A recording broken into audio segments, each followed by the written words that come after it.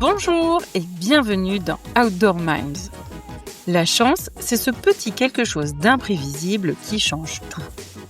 Un alignement de circonstances, une rencontre inattendue, un moment où tout bascule. Mais est-ce vraiment un hasard ou une aptitude à saisir l'instant, à oser au bon moment?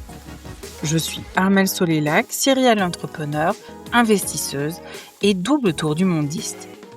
Pour cette 7e saison, nous partons à la rencontre de celles et ceux qui ont croisé la chance ou qui l'ont provoquée. Athlètes, entrepreneurs, investisseurs, ils nous racontent les coups de bol, les signaux faibles et les carrefours invisibles où tout s'est joué. Allez, c'est parti pour une nouvelle rencontre.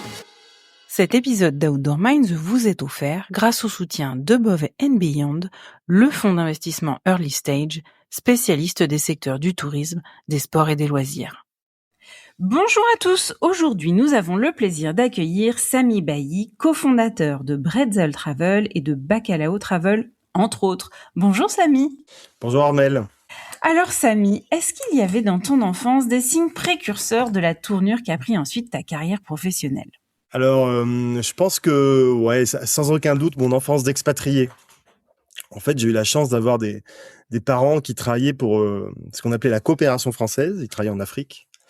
Et du coup, je les ai suivis dans plein de pays assez exotiques, comme le Cameroun, la République de Djibouti, la Centrafrique, Madagascar, la Mauritanie. Bref, j'ai beaucoup voyagé étant enfant. J'ai même passé mon bac à Madagascar. Et ils m'ont initié aux rencontres, au voyage, quoi. Je pense que je leur dois énormément.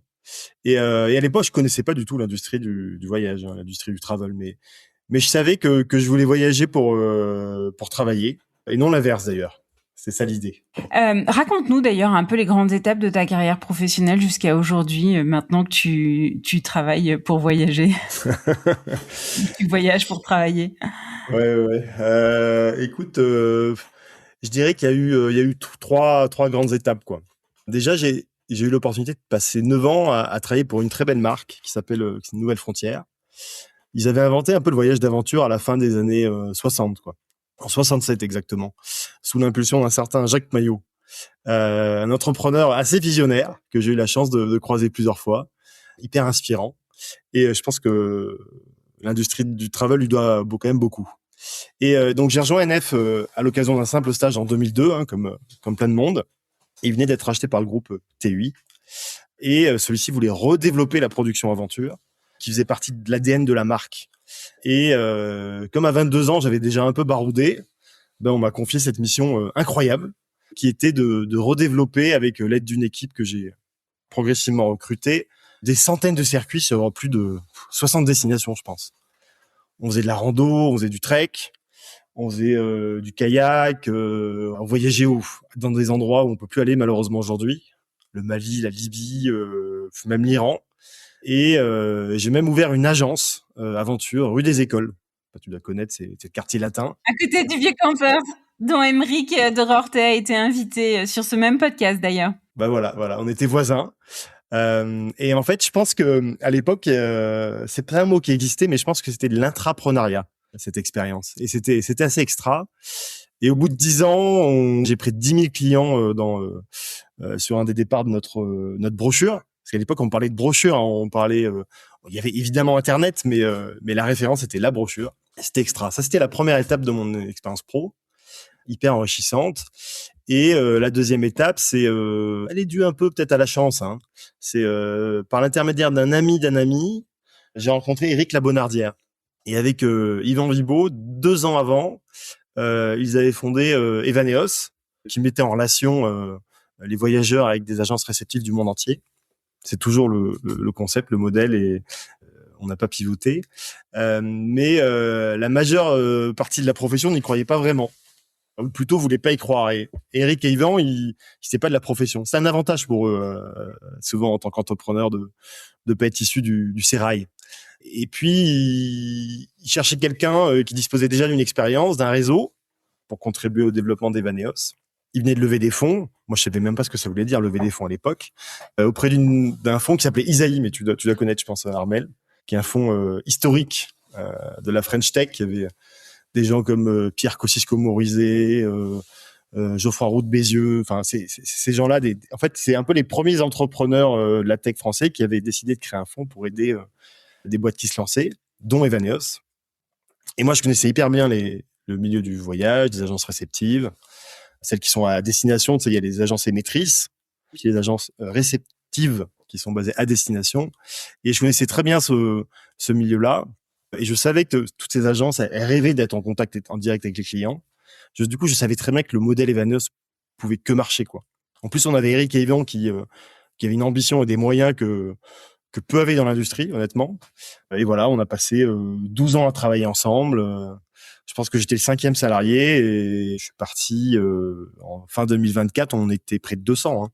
Donc, c'est sacrée aventure. Et donc, tu as vécu le Covid avec eux aussi, d'ailleurs.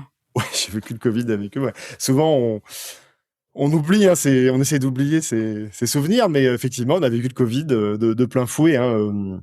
En plus, tout le monde s'en rappelle, c'était en début d'année le Covid, donc on était en début de saison touristique. Hein. Il y a quand même une saisonnalité assez claire hein, dans le travel, et on a pris plein de fouet le Covid et ça a mis. On s'en rappelle, hein, la dernière destination à avoir rouvert, c'était le Japon. Le Japon, c'était, je crois, 2 ans et demi après le début du Covid. Hein. Donc, c'était une crise très, très longue à refermer. Ouais, c'était challenging, quoi. Mais bon, aujourd'hui, je crois qu'Evaneos fait partir près de 150 000 voyageurs avec une agence locale et ils sont Bicorp, comme toi, Armelle. Hein. Ouais, comme mes sociétés, en effet. Alors, parle-nous de la suite, c'est-à-dire comment après avoir quitté Evaneos, comment tu as créé tes agences de voyage et quelles sont leurs propositions de valeur? Alors la suite, c'est très récent. Hein. Depuis fin 2024, là, j'ai décidé de me rapprocher un peu plus encore plus du terrain et du produit, en développant du coup des agences locales réceptives. En fait, moi, je suis persuadé que c'est le maillon de l'industrie du voyage qui a le plus de valeur. Tu sais, c'est celui qui déniche les meilleures adresses, les expériences les plus uniques, celui qui a la responsabilité de la coordination entre des dizaines de prestataires. Donc pour moi, la valeur, elle est là, quoi. C'est aussi le maillon qui passe le plus de temps avec le client en présentiel. Hein. On parle pas de s'échanger des emails ou des newsletters. Hein. Et enfin, moi, je pense que c'est celui qui sera le plus difficilement désintermédié à l'avenir et le plus difficilement remplacé par de l'IA. Alors, on peut sûrement utiliser des fonctionnalités d'intelligence artificielle pour encore mieux faire le job des agences réceptives, mais il demeurera beaucoup d'humains. Et pour moi, ça a beaucoup de valeur. C'est pour ça que je me suis lancé dans cette nouvelle aventure professionnelle. Et on a décidé avec des copains de développer un réseau d'agences locales à l'échelle européenne. On pense que le voyage en Europe, c'est dans l'air du temps, en tout cas pour les marchés européens. Et en début 2024, on a lancé Bretzel Travel en Allemagne. Alors, Bretzel parce que c'était le mot germanophone le plus connu des Français. Du coup, on s'est dit que ça allait être facilement associé à l'Allemagne. Bingo, meilleure idée, je pense, depuis la création, le choix de ce nom. Et vous avez un logo qui est tout mignon aussi avec, du coup. Ouais, exactement. En plus, avec un bretzel, on peut faire plein de choses hyper originales en termes de créa. On fait des chaussettes avec des bretzels, on fait des pins avec des bretzels. Non, ça marche hyper bien. Et on s'est rendu compte qu'il y avait en plus beaucoup de voyageurs qui étaient prêts à faire appel à une agence pour découvrir un territoire touristiquement un peu oublié, quoi. Munich, la Bavière, la Forêt-Noire, Hambourg. C'était des endroits où on voyageait moins, en tout cas de manière spontanée et moins organisée. De plus en plus, il y a toute une génération qui avait envie de faire appel à une agence locale pour découvrir ces endroits-là. Et on s'étend même en Autriche, là. Ça, c'est récent, là. On est en train d'ouvrir une structure en Autriche qui s'appellera aussi Bretzel Travel, parce que ça marche aussi en Autriche. Et voilà. Et puis, on a repris juste après une agence réceptive en Écosse, qui s'était mis un peu en pause avec le Covid, le Brexit en plus. Ils ont mis 2 couches quand même. Ça a été très dur pour eux. Ils sont basés à Édimbourg et on opère en Écosse plein de voyages sur mesure originaux qui passent par les Highlands, l'île de Skye, enfin des endroits fabuleux. On va même jusqu'en Irlande. On sort du Royaume-Uni pour aller en Irlande. Et là, on est en train de créer, on est vraiment from scratch, Bacalao Travel. Attends, juste un truc pour vérifier, parce que après les bretzels, si je dis pas de bêtises, bacalao, c'est de la morue, non? Ouais. Donc toi, t'as un truc avec la bouffe quand même, avoue. Ouais, alors il y a un truc avec la bouffe. Alors je pense que je suis pas le seul qui aime voyager et qui s'intéresse à la nourriture, à la gastronomie, on est d'accord. Clairement. Et ouais, on trouvait ça rigolo, effectivement, d'associer de la gastronomie à nos noms d'agences de voyage, parce que tout le monde s'y retrouve en fait. Tout le monde s'y retrouve parce que c'est facilement mémorisable. Et Bacalao Travel, tu l'as dit, tout de suite on comprend que c'est au Portugal. Et dans Bacalao, nous, en tant que Français, on imagine ce plat typique portugais, mais en fait Bacalao c'est la morue et la morue ça fait partie de la culture du Portugal, c'est partie intégrante de la culture du Portugal. Et du coup ça avait beaucoup de sens pour nous de créer Bacalao Travel. On a eu peur d'ailleurs que le nom soit retoqué par les institutions portugaises, mais c'est ok, c'est bon, la société est créée. Félicitations. Merci beaucoup et on finalise, on va recruter l'équipe là ces prochains mois. D'ailleurs, si quelqu'un parle portugais en plus de français, il est le bienvenu pour postuler. Et toutes ces agences locales ont plutôt vocation à proposer en Europe des itinéraires qui sont low cab. C'est low carbone, low cab. Et l'idée, c'est effectivement d'émettre le moins de carbone possible pendant la durée de son voyage, et on favorise les déplacements doux, du train pour y aller, du train pour s'y déplacer, parce on a quand même un réseau ferroviaire extra en Europe. Et puis évidemment des balades, des déplacements à pied, à vélo, des hébergements originaux, des visites privatives, des rencontres un peu originales qui diffèrent un peu de ce qu'on peut retrouver sur le web habituellement, etc., etc. Voilà, c'est ça les agences réceptives en Europe pour nous. Alors, Samy, t'es pas juste un fondateur d'entreprise, tu aimes fonder plein de choses et notamment, tu as fondé le TOC, The Outdoor Connection, dont tu es aujourd'hui le président d'honneur. Est-ce que tu peux nous présenter l'association, son rôle et aussi ses principales actions? Bien sûr, bien sûr. En fait, le TOC, The Outdoor Connection, c'est un collectif que j'ai fondé il y a une dizaine d'années, partant du constat que je croisais souvent des entrepreneurs qui auraient pu bénéficier d'idées, de conseils, voire même de l'énergie de plein d'autres entrepreneurs. Et je me suis dit qu'il était malin de les mettre en relation. Et le TOC, c'est aujourd'hui une bande de copains qui échangent régulièrement en présentiel, sur WhatsApp ou d'autres manières, sans aucun objectif commercial. On n'est pas là pour faire du business ensemble, mais pour s'échanger des idées et des problématiques d'entrepreneurs. Tout ça en toute bienveillance. Dans le collectif, la personne n'est en concurrence, tout le monde prend beaucoup de plaisir à partager ses problèmes et ses solutions à ceux qui en ont. Et c'est assez puissant. Et je le redis, c'est aussi puissant que c'est désintéressé.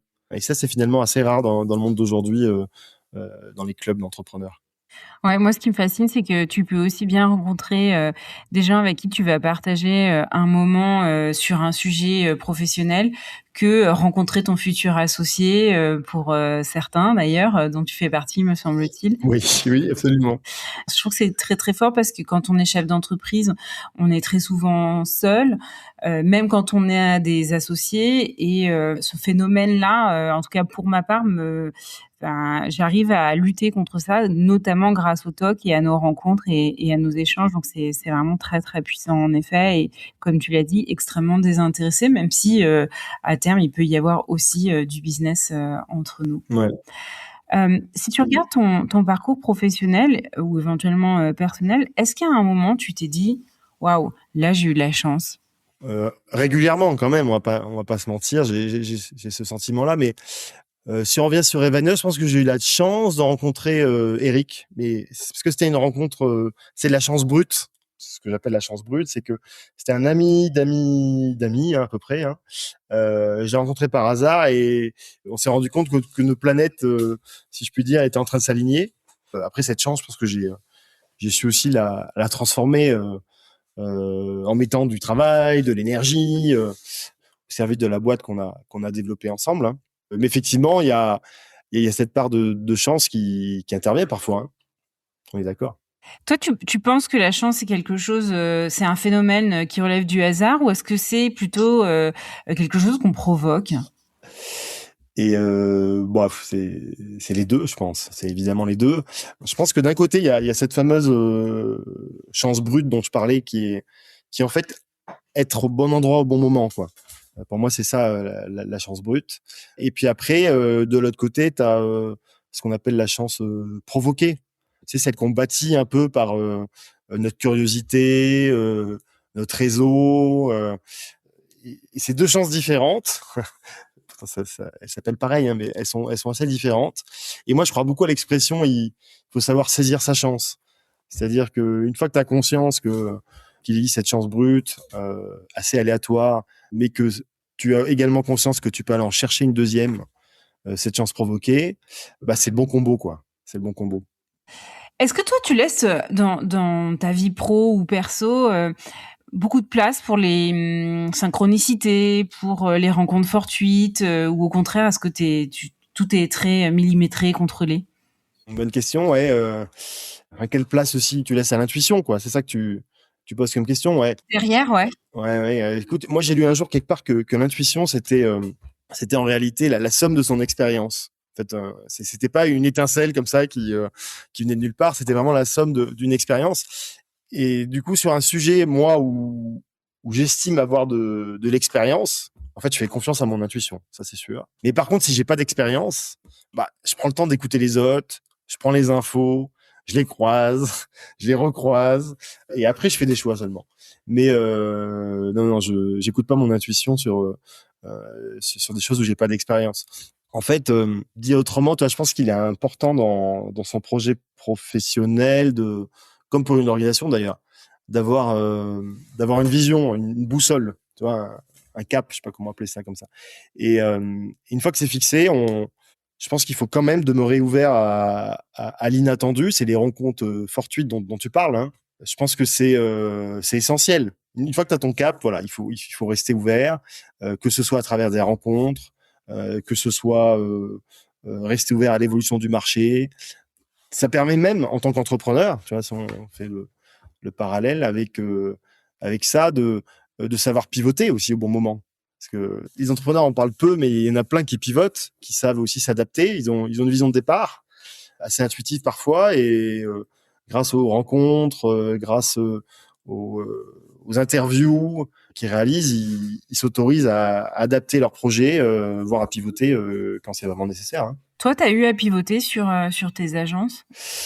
Écoute, non, pas encore. On a su écouter le marché. Si je prends un exemple concret, au début, on voulait se lancer uniquement en B2C.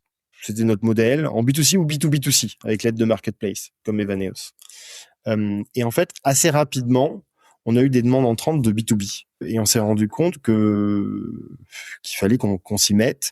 Et on s'est adapté à ça. On a adapté nos propositions, on a adapté notre manière de répondre.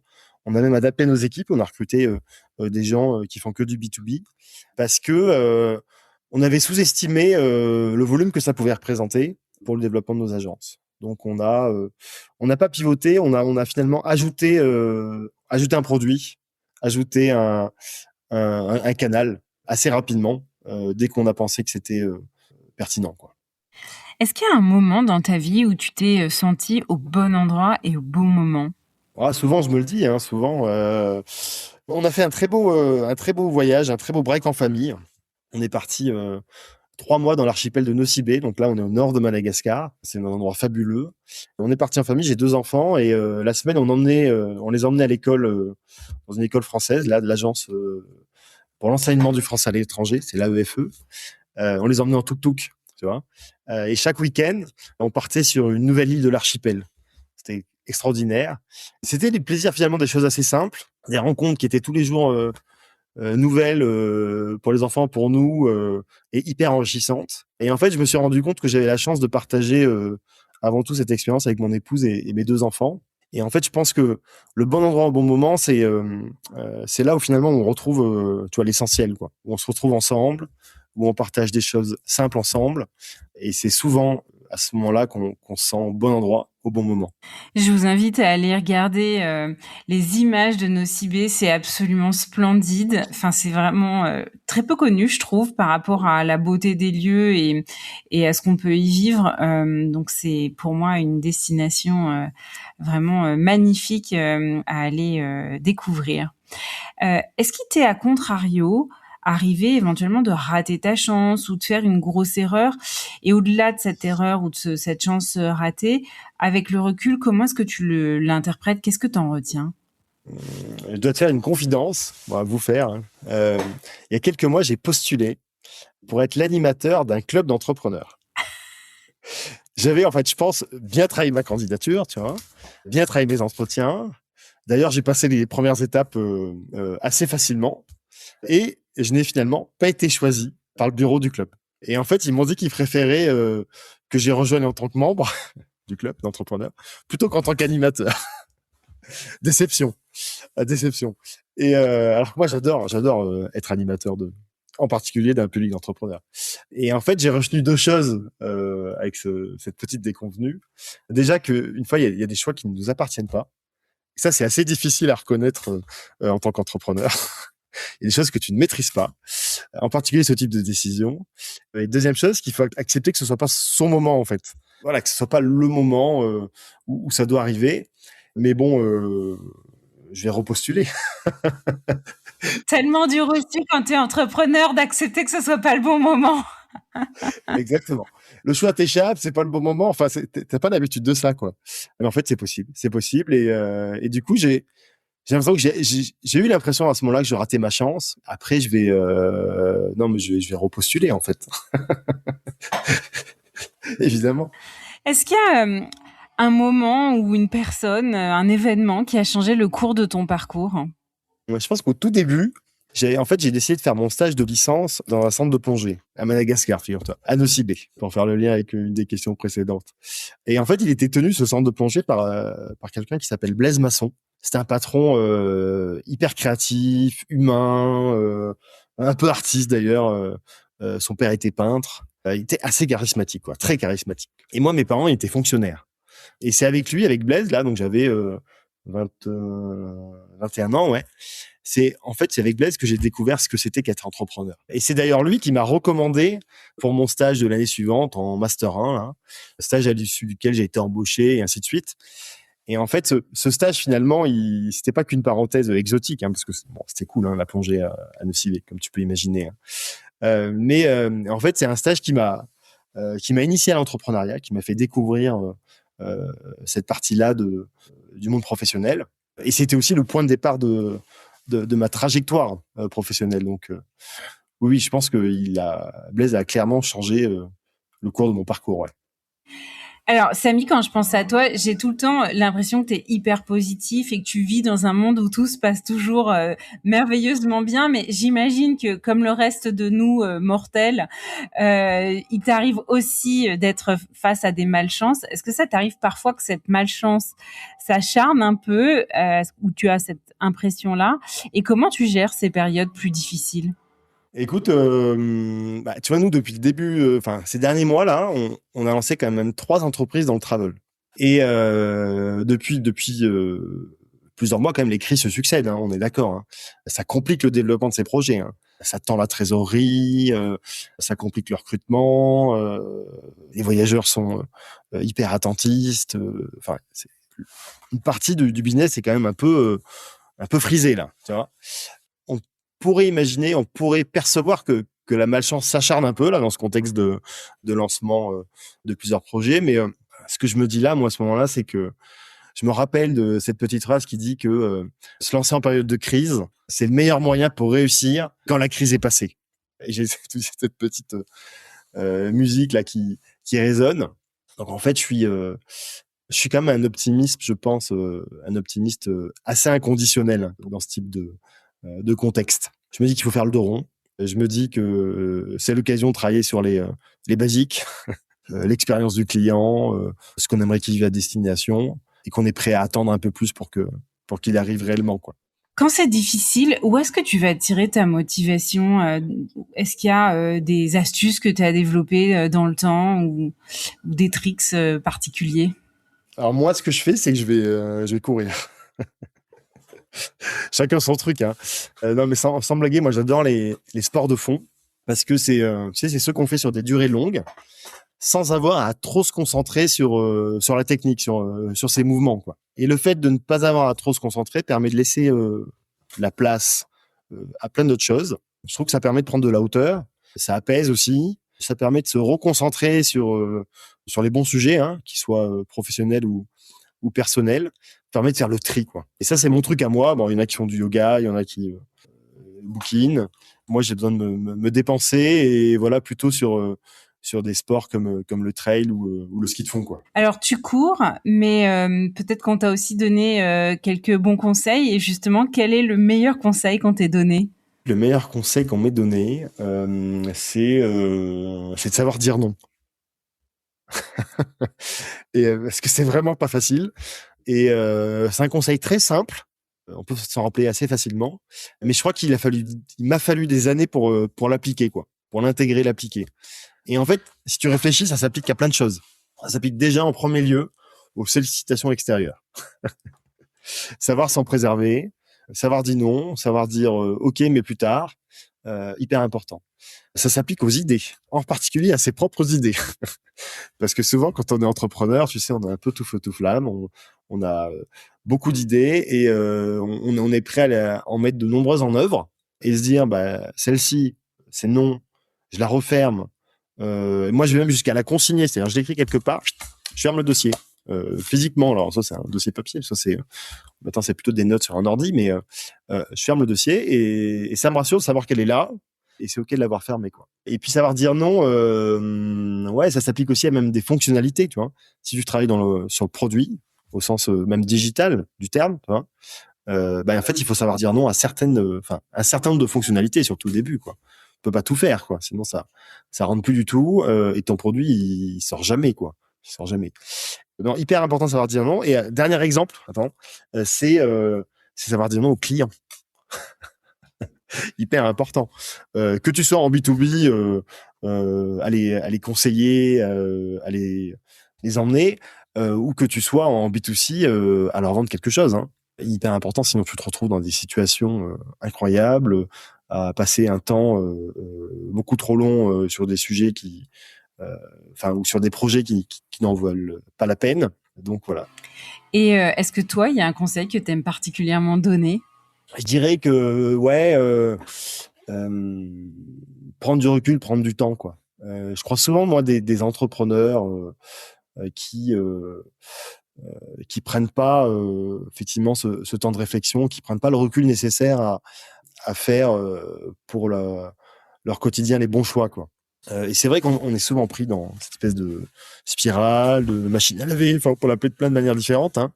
Et les entrepreneurs qui lancent des projets, des petits projets pour commencer, on sont souvent là-dedans, dans cette roue sans fin. Et c'est hyper important de prendre cette hauteur dans ces moments de lancement, ne serait-ce que pour affiner la vision, je pense, qu'on a pour son projet. Sinon, c'est un coup à partir dans la mauvaise direction, je pense. Comment tu vois les choses pour notre secteur d'activité dans les 5-10 prochaines années? Pas facile, hein, comme question, ça. Déjà, je pense qu'il va encore plus changer dans les 10 prochaines qu'il a changé dans les 10 précédentes, hein. Je pense qu'on est d'accord là-dessus. Déjà, les 10 précédentes, c'était coton. Je pense que tous les métiers, ouais, toutes les parties prenantes, comme on dit, vont devoir s'adapter encore plus vite. Ça, c'est sûr. Aux nouveaux ordres, on va dire, géopolitiques mondiaux, là. Enfin, dans le voyage, en particulier, on est quand même très impacté à ça.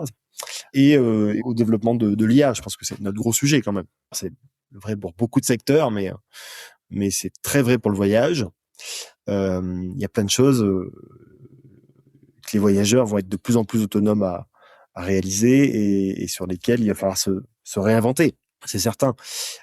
Et je pense que dans les 10 prochaines années, en fait, tu vois, jusqu'ici, on était, ces 5 dernières années, en tout cas, on était très résilients. C'était le terme un peu à la mode. Et je pense que maintenant, il va falloir être robuste, qui est un terme qui pop pas mal aussi. Et c'est un peu dans cet esprit que nous on construit aujourd'hui notre réseau d'agences locale européenne, c'est allier l'agilité de terrain, hein, à la force, à la robustesse d'un groupe. En fait, on se dit qu'on peut pas faire ça tout seul à l'échelle d'une destination. Il faut tout de suite penser à l'échelle européenne. Qu'est-ce que tu sais avec une absolue certitude, Samy? Ce que je sais, écoute, moi, je crois beaucoup qu'il faut bosser, quoi. Je crois beaucoup à la valeur travail. Et je pense que tous les jours, ça se vérifie. Et pour moi, tu vois, ce qu'on appelle la chance, c'est le thème aujourd'hui, ou même le talent, c'est un peu des effets multiplicateurs, quoi. Mais la base, pour moi, ça reste l'effort, ça reste le travail, quoi. Et pour terminer, est-ce que tu peux nous décrire le reste de ta vie en 5 mots? Ça, c'est hyper difficile, hein, parce qu'en plus, c'est assez engageant. Je dirais famille, je dirais sport, parce que ça fait partie, tu l'as compris, intégrante de ma vie, nature, hyper important pour moi, opportunisme et plaisir, bien sûr.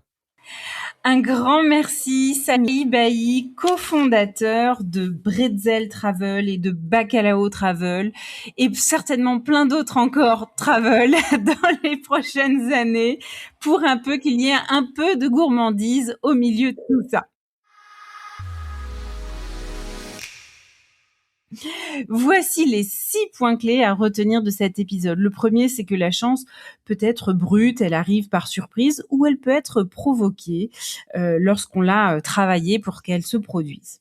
Le deuxième point, c'est que l'intuition serait la somme de nos expériences. C'est la raison pour laquelle vous pouvez lui faire confiance. Le troisième point, c'est qu'il faut accepter qu'on n'a parfois pas toujours le contrôle sur tout, qu'on ne décide pas tout et que ce n'est parfois tout simplement pas le bon moment. Le quatrième point, c'est que se lancer en période de crise, c'est le meilleur moyen de réussir quand la crise est passée. Le cinquième point, c'est qu'il faut savoir dire non, ne pas répondre à toutes les sollicitations, y compris à ses propres idées, à des fonctionnalités, aux clients qui ne sont pas toujours les rois. Et enfin, le dernier point, c'est que la chance et le talent ne sont que les multiplicateurs du travail. Merci à tous d'avoir écouté Outdoor Minds. Cet épisode vous a plu? Je vous invite à le partager autour de vous et à me soutenir en mettant une note de 5 étoiles avec un commentaire sympa. Cela m'aidera beaucoup pour faire connaître ce podcast et mettre en lumière tous ces leaders qui le méritent. Vous voulez découvrir de nouvelles personnalités inspirantes? Alors je vous donne rendez-vous la semaine prochaine. À très vite sur Outdoor Minds.